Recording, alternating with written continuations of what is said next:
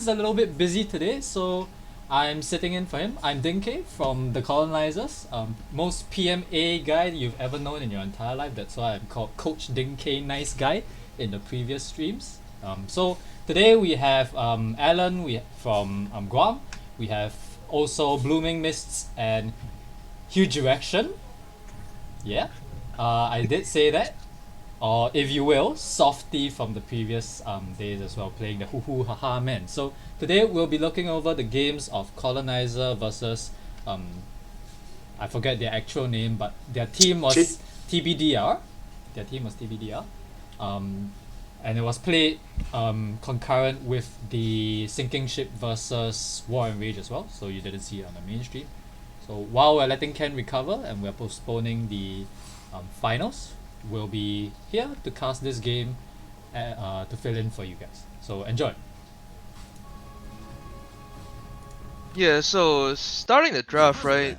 On the side of Colonizers, we just have very two solid heroes we never want to play against, which is Silencer and Dawnbreaker. Oh, speaking of, I'm the Blooming Mist guy, Doms, the guy they interviewed yesterday, the drafter of this team Colonizers. You wanna introduce yourself, Softy?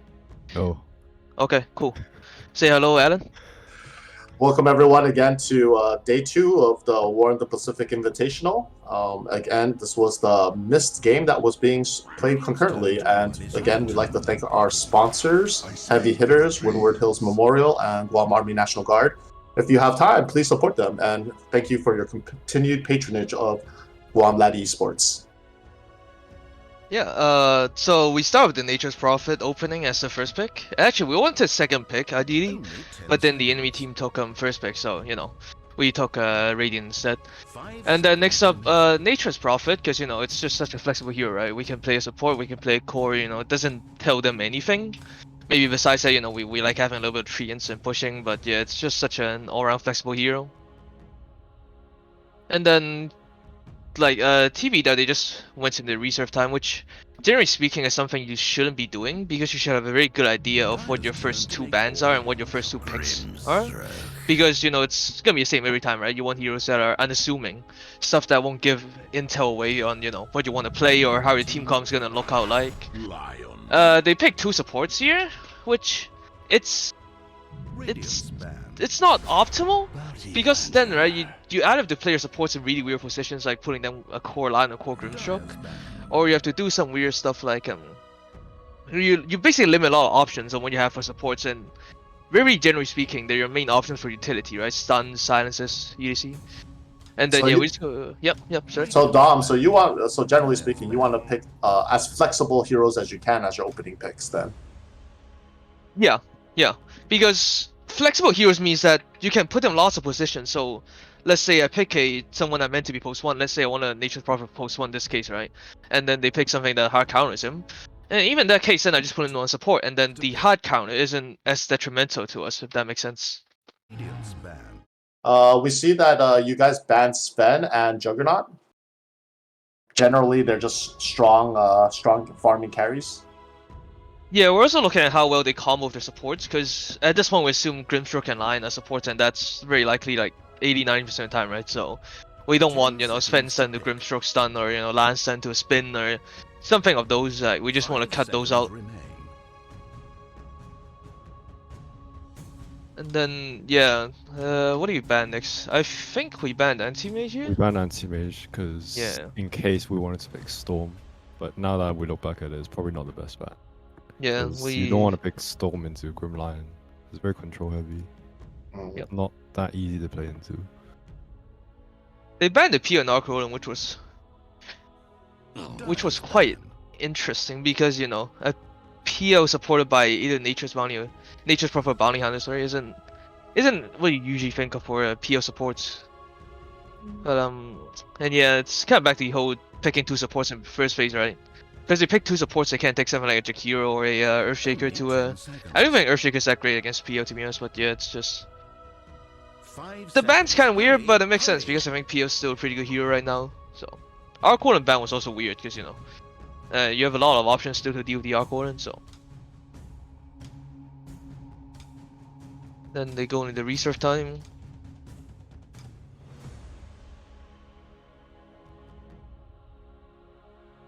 The next pick was Slash, I think. You know, just to speed up this whole, just have a little bit more discussion. Was it Slash? It was Yeah, Slash, it right? was Slash. Yes. Yeah.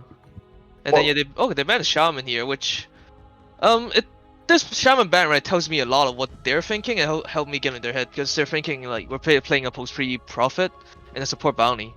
So they don't know that we can flex this profit, and of their bans, right? They really aren't sure what we're picking. So it gives me a lot more confidence to to them that they don't know what we're trying to clown around with.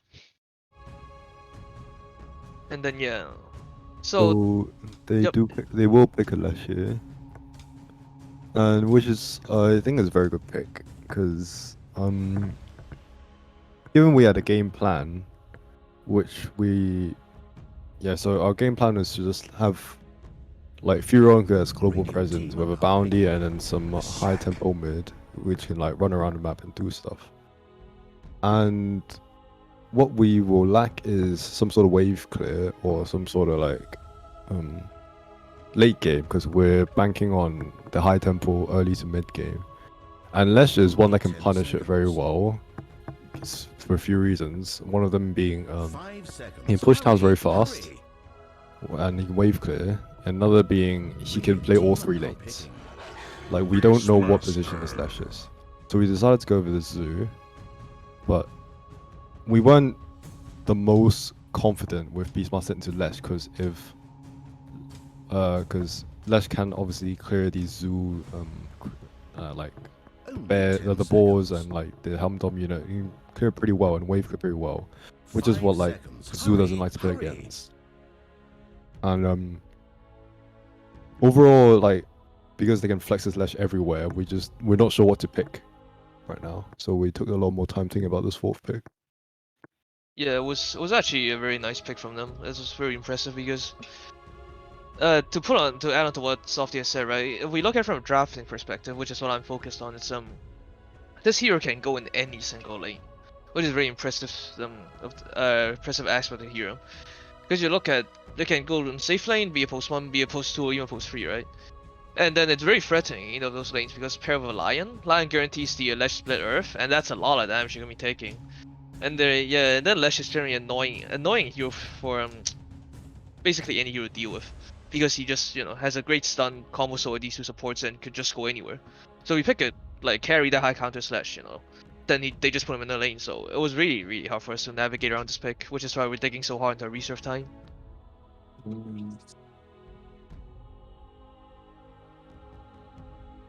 Dire team are now picking. And then we go for the Ember Spirit here because at this point we're banking on the Lesh being a mid. And yeah, I think this is the part where I have to commend Nitro's team for using their third pick really well. I didn't like their opening, but then with this Slash pick, right, it forced our hand by showing the Ember. Cause we were thinking about picking a late game hero to carry us, and we were thinking on a Spectre at this point. But then the issue with Spectre is that what if it's a Lesh off lane? Then basically Spectre cannot farm or play the game at all. So and then we figured out, right, we have to pick first, so they're gonna counter mid anyways. So we might as well get a little bit more intel for our safe laner and just let them counter Ember a little bit more. We figured the trade-off was worth it to know where Lesh was going. And then the Stoom pair was, basically just like drafting wise, the exact same thing what Lesh did. This Stoom can go in any single lane and still be effective. And then yeah, they just have two extremely flexible cores, and at this point we're just baffled. Like, we honestly have no idea what's going on in the draft. It was so well played from them, this second phase drafting. 5 seconds. Hurry. Yeah, so obviously you have the Doom Grimshot combo, the infamous was it Soulbind Double into Doom, yes. And like Tom just said, Doom can play anywhere, and it will be a threat to us because if he just dooms the Ember, then he can't do much. Apart from just die. They have a lot of bursts, so like they have Lion Hex, Stun Finger, they have Grim, and they have Lesh, which is a lot of damage. So they can burst someone very easily and quickly. Radiance ban. Yep. And then Doom matches up so nicely against Ember in the off lane and the safe lane too, right? In the mid lane. Yes. Yeah. So since you don't see Doom playing post 1 very often, so So Lesh can play all post 1, 2, 3, and Doom can play post 2, 3. And either of these is relatively hard for Ember to play into. But we only saw the Lesh line Grim, right? So we picked Ember thinking like, I can do a lot with Slight and Corrosion, because they're very squishy. So I hope like we can burst them down before they can get their items that allow them to burst us later on in the game. Yeah, I think frankly at this point I would say they have a better control in the draft. I won't say they won the draft, but yeah, because like you see we're banning safe lane carries, but then what if they just put Only the Lesh 10 safe lane and they pick like a Legion commander or something like that? Mhm. Because you know Legion really counters a lot of what we do because we were so hyper focused on Beastmaster Roar right now, and Legion can just purge whoever gets rolled. And if you roll a Legion, right, you have to roll a Legion basically. So they have a lot of options here. And yeah, you notice how they banned a Terror Blade, right? So they notice they're like, because we have to pick a post 1 from the pool post 1, right? So there's a finite amount of that. And then we banned out our post 1 options, and they also banned our post 1 options. So our pool gets smaller while they still have the post 2 and post 3 pool to pick from. So it's yeah, at this stage of draft it was really concerning for us. I'm pretty sure we're thinking about Medusa at this point, because Medusa's the Yes. one hero that can stand in lane against Doom and can also go mid if the Ember can't play the lane mid. And then you'll see in a few seconds what they do to us. Radiant team pick. Yep. They So you banned see Medusa. us. Yeah, they banned Medusa. Then we're even more confused now. Yeah, so it was like It was a good Was ban it- from them. it Yeah. was really good. So it's getting a little stressful for you guys at this point. Yep. Because you know 10 seconds we to need we need a front line because Beastmaster alone isn't gonna cut it. 5 seconds So remaining. and then right, it's like who do we pick? Because we have a bounty, so we can run at them. But then can we actually beat them if we run at them? If you're looking at just the 4 heroes right now against their 4, right? Because they have so much magic damage and so much nuke. Like yeah, somebody talked about the Ember Burst, but then if you look at, they have ways to deal with the Ember. They have a Hex from Lion, Stun, Grimstroke Science, Doom, and then Lesh follows up with all that. So like right now the draft, I say like, and then the fact that they have last pick too, right? It's just really hard for us to decide on what we're gonna do right here. And I think previously you guys mentioned that there was a mispick on Dire team pick. Oh yeah, I think they ran out of time with this pick, and then yeah, they randomed basically, because they have like 3 Oh. seconds reserve time. So yeah, it was yeah, since it was random, they randomed a Veno, and we didn't even realize, right? So yeah, but you know, Only it's 10 seconds. like it's unfortunate, you know. Yeah, But yeah. yeah. Second phase was still very 5 seconds. commendable drafting from them. I have to say, it's like definitely respect what they did during the whole second phase. It was just yeah, I would say they definitely outdrafted the second phase. And then yeah, unfortunately they random event. Choose your hero. That just goes to show you kids, like all that for naught. Make sure you don't random heroes. But Yeah. even if it was a random Venom, it was a very strong pick for them. Yes, Because definitely. again, it can like flex all 3 lanes, and it is a strong laner, so it will be very rough Yep. for us to play into. Mhm. If they run the Venom as a core, right? If they have like a Doom Grimstroke with like Scorched Earth and Ink Swell, you can run at whoever they're Yep. aiming against. And then they have a Lesh Lion with like multiple stun setups, and then they run a Venom mid, which is like horrible for Ember to play into, because you just kind of sit there and throw poison, and then Flame Guard is Yeah. just kind of useless. In a sense, they have matchups that basically could. They have a lot of ways to win every single matchup, every lane basically, or at least they're gonna win at least 2 or 3. We're just talking like hero matchup wise. Gotcha. So yeah, we're actually like we didn't know 5 this one was seconds. Hurry, a hurry. random, and we were actually really concerned on how we actually can play in this Venom. Because we have no good ways to deal with this Venom, to put it simply. Because if he's a core, he spams Serpent Wards over the place. We have no heroes to deal with Serpent Wards. Hmm. So it's yeah, we're really concerned. Yeah, draft wise, I want to say draft wise, I would say they won the draft. Like even with this Venom pick, I want to say they won the draft. Because we just don't have the tools to deal with them. What like the way they can play the game is it's a lot easier than the way we have to play it. Because Ember has to somehow dodge everyone except the Venom, and even Venom's a 50% slow, right? That can slow his Remnant, throwing Remnant out time, and then stuns from pretty much everyone. Doom, so and then Lifesteal, right? Leicester's lane gonna be miserable if they put a Venom against him, or if they put Lesh just slightly better than Doom, I think. But I think you definitely the cosmetics. Yes, we probably Yes. have won a cosmetic war. I would say we handily did. Except for that Nature's Prophet, man. You gotta get that guy some Yeah, cosmetics. Yeah. that's Dinky right there. We asked about him. We were like, "Where's your cosmetics, bro?" And then This is pathetic. Not gonna it is lie. actually Look pathetic. Look at this guy, man. This guy looks sad. He is sad. He's He is basically running around naked. Exactly. Yeah, for lack of better words, yes. Yeah. A little bit of introduction for our positions. We have Dinky running post 5, Nature's Prophet and Radiant. We have me playing Bounty Hunter post 4. And then we have Dark Touch playing the Beastmaster post 3. And then we have Clutch playing Lifesteal post 1. And, you know, Softy playing the mid Ember Spirit. On Team Dire, I believe they have Nitro Boy playing Doom. And then Spooky playing Grimstroke. Some Korean name I can't pronounce playing the Venomancer. And then, yeah, my boy Bear playing Lion on post 5, I believe it was. Proximity playing the Lesh. Session 1. Before we continue on, is there's a little bit of an emotional aspect to this game, huh? Right? Were you guys getting real hyped up, like you guys had to handle your business in this game, or what? Oh, sure, sorry, there was some unfortunate timings on certain things, you know, on certain things we agreed on. And then, yeah. This is definitely a little bit of grudge match, I won't deny that, but you know. Just a little bit of bad blood, just a little bit. Yeah, a little bit of I mean, friendly drama. Yes, a little bit. Yeah. Minor drama. Not nothing. Might as major. well. I can't help but see that your name is also Colonizers, you know, and we do live on the island of Guam, so. Yeah, I think we thank Ken for that idea, because last time we had like a few show matches or something against the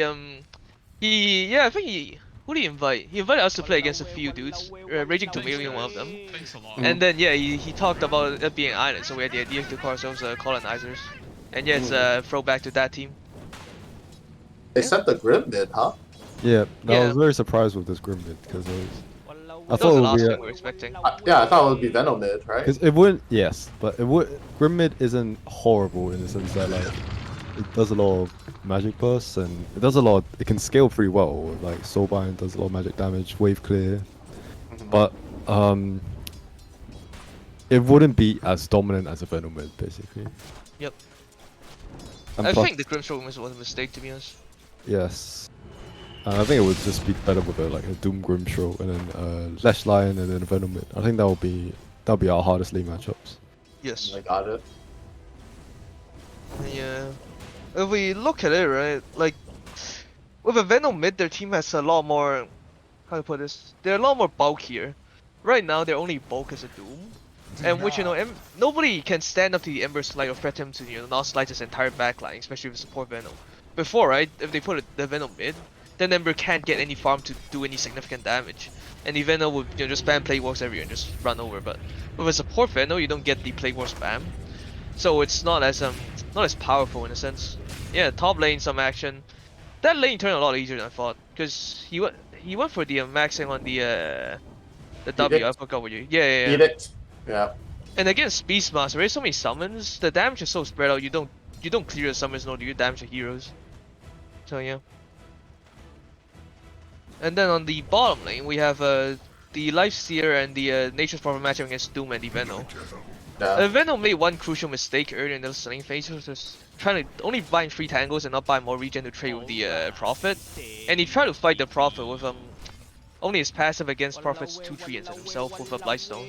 And then he basically lost all his health, so he couldn't harass the Lifestealer. Well, the Doom just got bullied by a Lifestealer because he's Doom against a Lifestealer, so. Yeah, I can see the last hit differential is already pretty big. Yeah. So, especially bot lane is 11-3 against 7-3, and then yeah, network-wise, Beastmaster, I think Beastmaster's one of Doctor's favorite heroes, so he's showing why he's so good at that hero. First blood. And then yeah, just gets the first blood casually.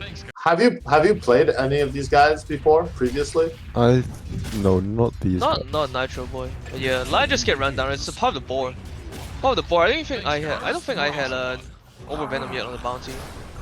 So I wonder if Lesh could have body blocked a little harder there. possible, but it's, you know, at that point it's more about where the line was initially positioned, you know, and then Leshko Evolk is like trying to fix his mistake, you know. It's I guess there's easier ways to fix it, right? You just don't make the initial mistake of repositioning. And yeah, I run mid here to try to secure rune, but then, you know, I mistimed it. And then yeah, couldn't get the bounty in time. Yep. Overall, there's not a lot of action that's gonna be happening at the Thanks a lot. basically mid and bottom. Because, you know, tops where most of the action to be happening. Yeah. They try to kill the Beastmaster, and the Beastmaster tried to kill Lesh. It was very close on both sides, but yeah, Beastmaster barely escapes. Look at Network, right? It's like 21-4 in the Life Stealer, 15-3 in the Ember, compared to 13-4 of the Grim. You can see Grim slightly ahead, very slightly. But then, yeah, we're basically winning 2 out of 3 lanes, which, you know, I would say they won the draft, right? But then they did not read the game as well as we did, put it simply. And then they just mashed up the wrong heroes. Again, right? But then you can't really blame on them because they didn't expect the Venom pick. Yeah, so. You know, looking mid, yep, there's a. You see the Ember camping mid trying to look for a gank, and I think it should happen soonish. I mean bounty. Oh, yeah, bounty. I think I just attempted a gank. I think think saw me invis I there. think it's a bad gank attempt because like I'm just a level 4 but I don't have that much kill Yeah. pressure on them. Yeah, you can see we come All in you for gotta the do dive, is Jurk, and we can do some damage, but it doesn't actually escalate to anything. yep. And then So- we look topside, right? With my slow, it's a lot easier to kill the those 2 squishy range heroes. You see how hard the Beastmaster is pulling them 1 versus 2. Very impressive play on Dark Touch, but yeah, if I'm there, they would be dead. So. And yeah, at that point, I think I gave up ganking man, just came back, and then I think pretty soon we get a double kill. So I you can guess- see, yeah, I can see how the edict is not really effective at all right here on top. yeah, Oh, yep. And then yeah, Denke pulls a Denke. he tried the TP there. That was nice. He tried. Oh yeah, courier snipe. You know, just bounty things. You notice the courier, you just do the bounty thing. Did you have a ward back there? Or no, no, you No, didn't. no. I just saw the courier flying because of creeps on the tower, right? And then Okay. yeah, Lad tried to harass me, but then I collapsed on him with the Beastmaster, and then we start running him down. You can see what I was talking Yeah. about. Edict Thanks, creeps. guys. Hexes me, and then yep, we just force spilling on him. Both guy collapses. I throw a Shuriken on Lesh. I don't know why, but then the board just spits on me and dies. Lesh was commit, right? But then if you look right here, there's like 2 melee creeps and then Beastmaster and the 4. So Edict's damage rating spread like by 5 units. Yeah. That wasn't gonna ever threaten me. So. And then yeah, the Grips of Night. Nobody expected it. Yeah, but yeah. I was really surprised Grimstone was there to snipe me. I thought he was just chilling mid or farming jungle or something, and then completely don't expect that.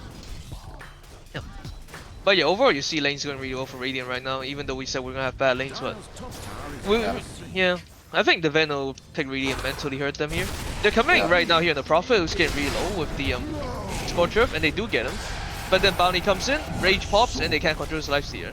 And then commits Stink for a Lion to stop the rest of the control. And then yeah, we just run him down with the Lion. Shuriken, hit! Lesh comes in, Lion wants up, so we back off to not sacrifice the Lifestealer who's on first one. They drop 2 sentries for me. And then yeah, they throw spells. Oh yeah, that's a poison ward. And then yeah, I There's bring the actually Lion all down. 5 of them down here. Oh, Kind nice. of doom. So we force a lot of reaction from them, allowing the Or 2 support Beastmaster kills. to have I me think and it- like yeah. I think the Lesha would pop that stun a little early. I mean, Lion had a stun already, so you could I just think he wait it. pre-casted the stun while TPing. Oh, while taking. Okay. Yeah. And you see this TP, right? And then we know they don't have TP because they all ran over the bottom. So we just come in for a dive here. I think the only person with TP left right now is Grimstroke, I think. Or did he TP back to mid? I'm not entirely sure. But yeah, basically, we just come in for a dive with Beastmaster. He has a helmet like 7 minutes. They just can't deal with this damage. Level 6, and then yeah, he just gets run down. It's unfortunate for the Doom. I don't mind this play trying to defend this tower, but then I don't think he expected the Prophet being there, and also the fact that supports couldn't help him because they already TP'd. So bit of miscommunication, bit of unlucky. And then yeah, look at my boy Clutch go crazy here, commits, and then yeah, look at the Edict going to work right now He's with only dead. 1 target. And then he tries to commit on proximity, but he gets away with 1 HP. And yeah, the dog pays the price. 1 more hit, and yeah. Yeah. It was close. It was close. You know, you can see why Livestream tried to go for that play. Yeah. Yep. Doms, so how was mid going for you? Radiant's bottom tower is the being mid. attacked. Yeah, no, how was... Oh, sorry. No, no. Softy. Sorry, my bad. So stuff is just going on the side lane, and I know Grim can push wave a lot faster than I do, but so my point is like maybe set up something. Once I have like max light and corrosion, that's a lot of damage, right? But then me and Bounty try to die for this Grim, but obviously we force a lot of reaction, and it caused to be like kind of a bad fight for us. Like you see, even the Doom's coming mid now. Yeah. Like that again, it's all 5 of them. They're all converging on the mid tower. After the top tower's gone, they're just leaving us life stealers to farm, which I'm like fine with this, you know, because a lot of life stealers farming. And then like me dying, but then I traded with their mid Grim, and I'm still on top because the Grim rotated a lot, and I managed to get like, a lot more lane creeps than he did. So this one here, Beastmaster, this one. What? Was that a brain fart? Yeah, Maybe, pretty much. pretty much. So I was like, they're all showing 5. They're very good at pushing because they have Plague Wards and they have Double Edict. But so I still wanted to defend this even though we don't have Beastmaster War, and because they use Doom, and we have like Corrosion and Max Light, I can do a lot of damage to them. So this is where I started like trying to chase them. So you see like my Slide can do a lot of damage. They're relatively low armor. Force the Venom ult. Like the Doom has to run in, but you know, to what avail. It's the thing we talked about in drafting phase, right? The Ember, the power of the Ember is like, it's just so much damage. Like their backline cannot deal with this at all. No. Career. Yeah, I think Doom is Micro or something. You, oh man, we can't even see what items they got, huh? I It wonder was if an empty courier, empty courier. No, I'm saying the players. Oh, Yeah. yeah, it was. You I can check think items. The one next to the graph button. The button next to the graph. Yes. Oh, yeah, there you go. Oh, okay. You can click it. Okay. Dire's middle tower Yeah, so once we know they use a lot of TPs when we're diving the Grimstroke. So you know, like their flow and TPs already set. And we have Catapult, we have Beastmaster, we have Furion, so this tower should be free for us. Dire's middle tower And now there is a very low health Lash, which Bounty is going to snipe. Yep, bottom lane, and then I didn't even know my invis was off actually at this point. Earn Shuriken, and then I thought he was alive at this moment, and then take him down. So, but it is on minor as the fight breaks out at the Dire Triangle. Yeah, just look at that damage. It's only level 8 Ember, but he pretty much took off like half the health of Venom, just like a slight change. Beastmaster gets coming on. I'm kind of surprised like no one bought like a value buckler here. It's not that helpful because Slight is just so much damage, right? 2 armor isn't gonna do much. Slight misses the Venomancer, and then they hex him and stuns him. You see what we talk about in the drafting phase, there's so much stuns, but yeah, they can't deal with Slight. And then track gold, and then boom, Shuriken too, right? Maxing Shuriken so much damage and bouncing like 3 supports. Yep, and then I tell Ember to back off. I'll finish off the Venomancer because I got vision from the Treants. Track, catching. Yep, Lash chasing. I wanted to go on the Lash here, but then Ember had no mana, so we just chilled. Yep. I actually wanted to turn here, so I left the Remnant hit TV back and see if we could do everything.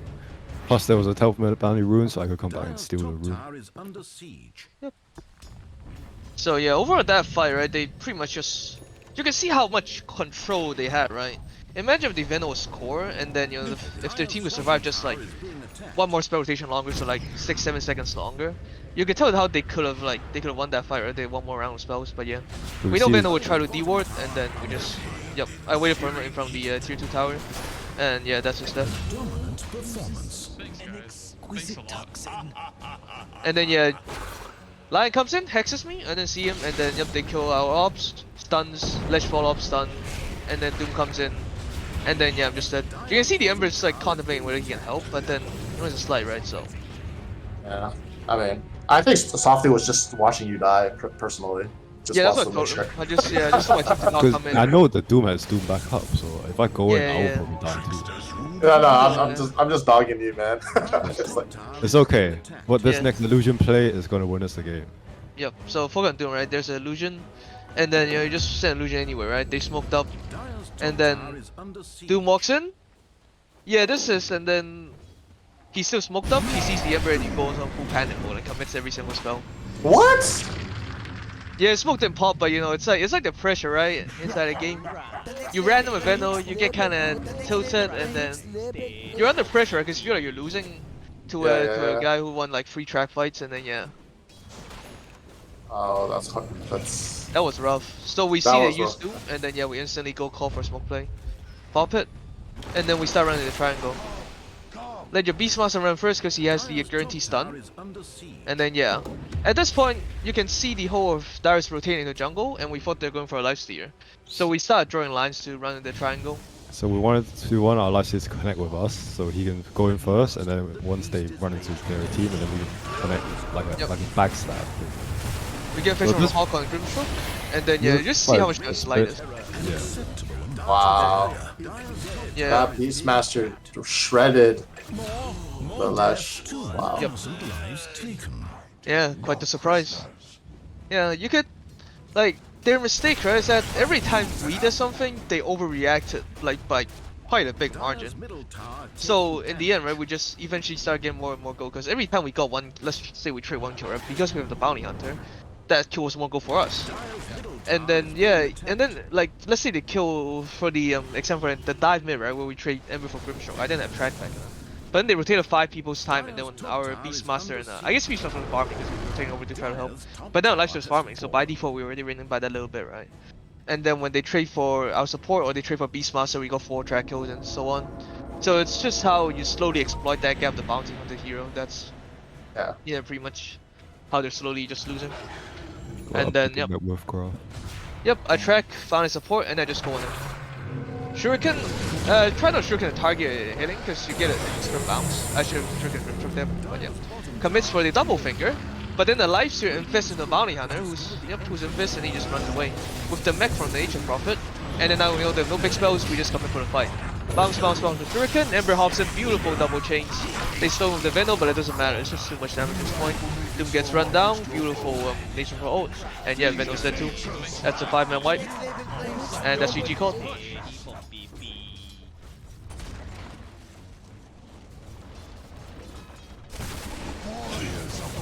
Very, very fast game. Yes. So Rection, what any other comments after this quick GG? Yes. So basically, their mistake was they didn't.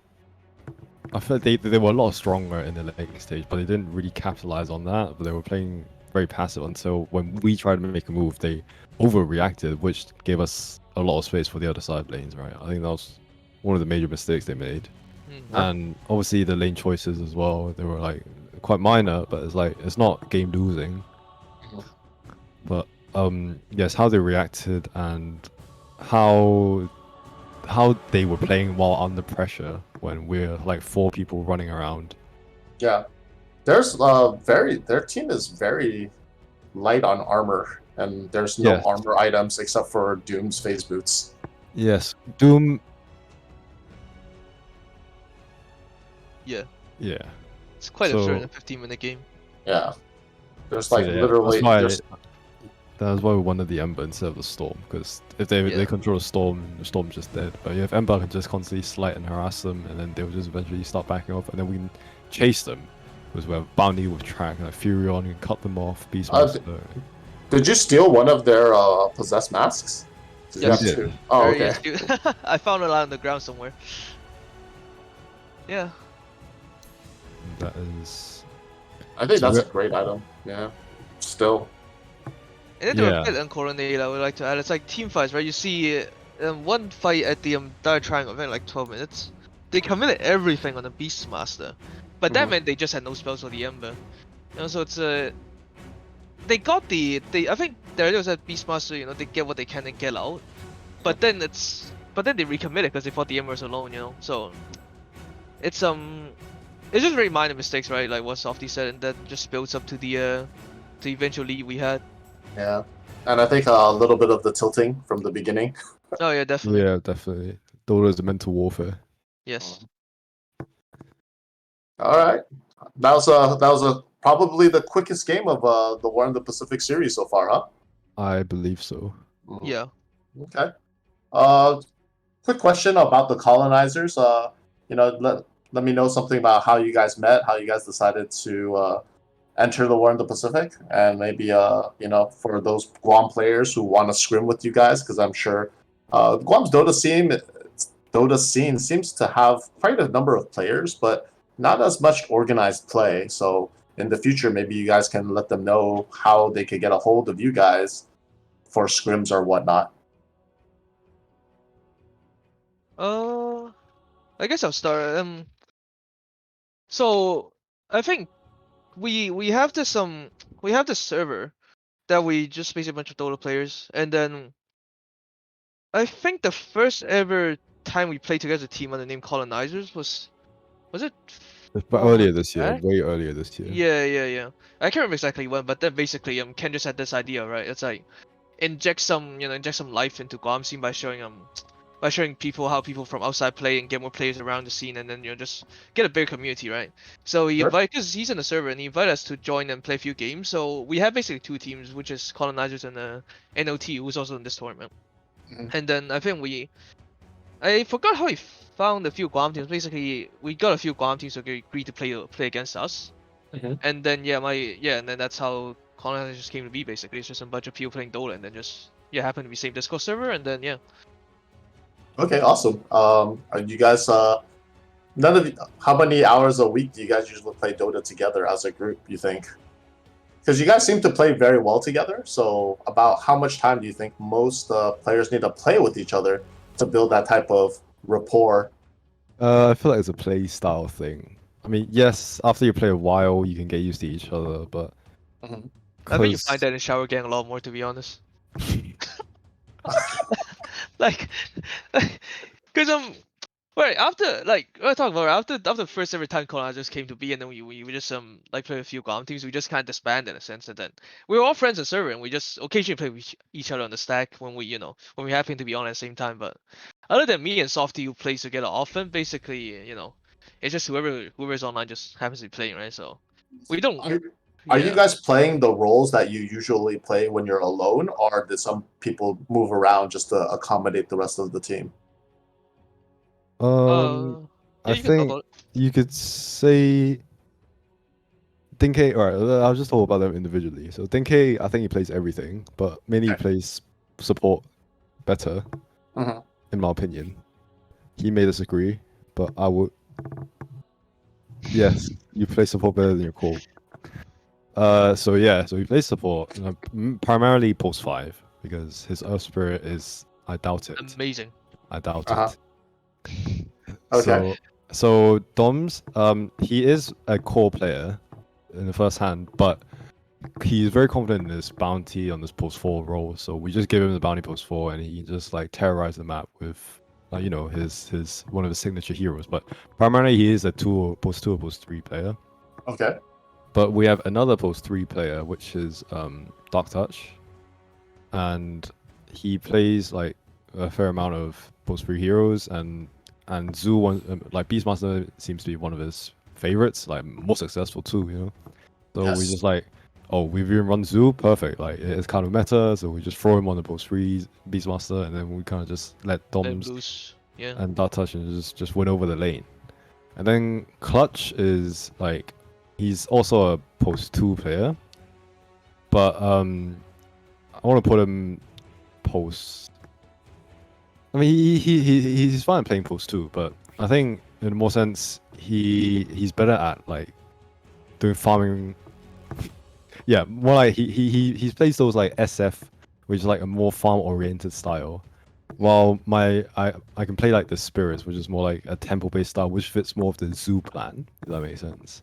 So if we have this like plan where we 4 people just go run around the map, do stuff, and then clutching as opposed to one can just farm up while we're like making space for him, and then eventually we have this carry who's just gonna out farm all of them because we spent like 4 people, like for example, running around the map like creating chaos for like the 20-25 minutes, and then my boss one comes out with like 3 items, and then and then we just try to win the game by one guy having way too far ahead. Gotcha. And is there any meaning behind now you're known as Hugh G Rection and previously There's no, you were Softy, so it's kind of like a dramatic contrast in names that you have here.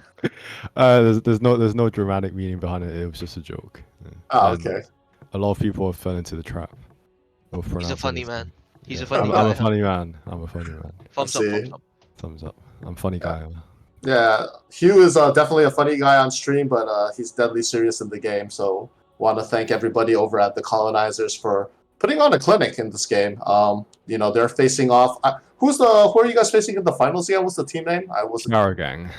Shower Gang. That's correct. Okay, so we'll This- see if you guys drop the soap or not versus the Shower Gang and Bath Gang. There's a shower gang. They Shower call it gang. shower gang, Yeah. but it's just. Okay. And they're a very good team, and we might lose. Okay. We'll see what do- happens.